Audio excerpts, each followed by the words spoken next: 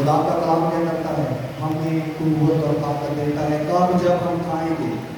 और जब हम खाएंगे, जब हम शेर होंगे तो क्या होगा? इस्तिस्ना उसका 11 उसकी 13 में क्या लिखा है?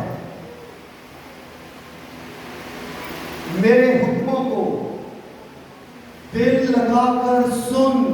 सुनना का जो लफ्ज है वो तकरीबन 2600 से ज्यादा दफा पुराने नामा में इस्तेमाल हुआ है, जिसे कहते हैं इब्रानी का लफ्ज शमा। मेरे साथ कहें शमा। बेटो आपकी बारी शमा, आपकी बारी बेटियों शमा। सुन, दिल लगाकर सुन और खुदावंद अपने खुदा से नफरत कर, दूर रह। कदी कदी साल च एक दफा पादी साहब को वड्डाई हदिया छोटे मुंडे के हथों दे दिता ते फिर खुदावंद अपने खुदा से मोहब्बत रख और अपने सारे दिल से उसकी क्या कर? बंदगी कर। बंदगी कैसे है? जैसे शादीशुदा खामद और बीवी एक दूसरे के साथ बंधन में बंध जाते हैं, सुख में, दुख में, रोने धोने में, बीमारी में, चाहे कितना भी कोई काम गलत हो जाए, मैं तेनों नहीं छड़ांगी, मैं तेनों नहीं छड़ांगा। बंदगी। खुदा कहता है मेरी बंदगी इस तरह करनी है जैसे वफादार खामद और बीवी करते हैं। इसलिए कब होगा? जब उसके हुक्मों को सुनेंगे। उसके हुक्म मुश्किल नहीं है, बड़े आसान है अगर हम अमल करना चाहें। मिसाल के तौर पर अगर हम नफरत करना चाहते हैं तो हम नफरत करेंगे, मोहब्बत की तरफ कभी भी नहीं आएंगे। अगर हम ताबेदारी करना चाहते हैं तो कभी भी नाफरमानी की तरफ नहीं आएंगे, क्योंकि हम करना चाहते हैं। इसलिए आगे क्या लिखा है? यीशु मसीह ने अपने शिगिर्दों से नए अहदनामा में कहा, यूहन्ना की इंजील उसके 13 उसकी 17 में क्या लिखा है? सब मिलकर पढ़ेंगे। अगर तुम इन बातों को जानते हो तो मुबारक हो। याद है हमने ज़बूर 1 में से सीखा था लफ्ज मुबारक, जिसके लिए अब्रानी ज़बान का लफ्ज क्या इस्तेमाल किया गया था? आशिर।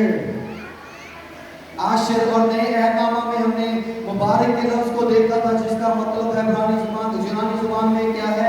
मखारियास। मुखारियास। अगर तुम मेरी बातों को जानते हो, यहाँ पर जो लफ्ज जानते का है, ये क्या है? ऐसे है जैसे शादीशुदा जोड़ा एक दूसरे को जानता है।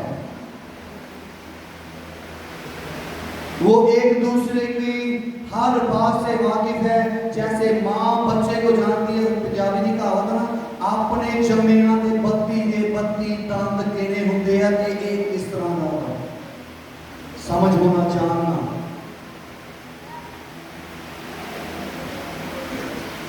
जानते हो तो मुबारक हो, बशर्ते। शर्त क्या है? अगर उन पर अमल भी करो। खाना कितना मर्जी सोना बढ़िया हो गया, अगर उनको खा के कुव्वत नहीं पावांगे तो फिर ये हमारा बर्गर है, ये हमारी गाड़ी है, ये हमारा चूल्हा है और हमने कुछ भी नहीं खाया।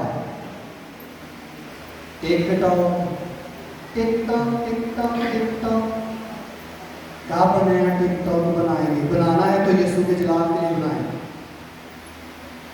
पैगाम फैलाने के लिए बनाए। और अगर अपना शख्सी बनाना है तो फैमिली के साथ शेयर करें। आपको बताना चाहता हूँ, छोटी छोटी लड़कियां और बच्चे आज दुनिया भर में टिकटॉक पर वसीला से गायब हो रहे हैं।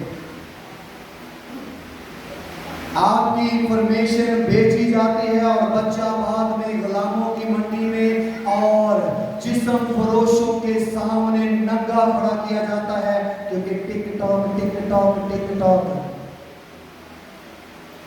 तस्वीरें लगाते हैं।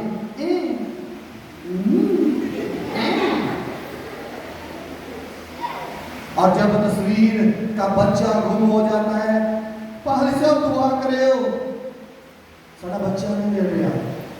सर्च करके देखिए इंटरनेट पर, लाखों के हिसाब से बच्चे गायब होते हैं। और वो कहां पर जाते हैं? गुलामों की मंडी में। किसी की आंख निकाल दी, किसी का पांव काट दिया, किसी का चेहरा बिगाड़ दिया, खुद तेजाब फेंक कर, ताकि कोई उसे देखकर उसे भीख दे सके।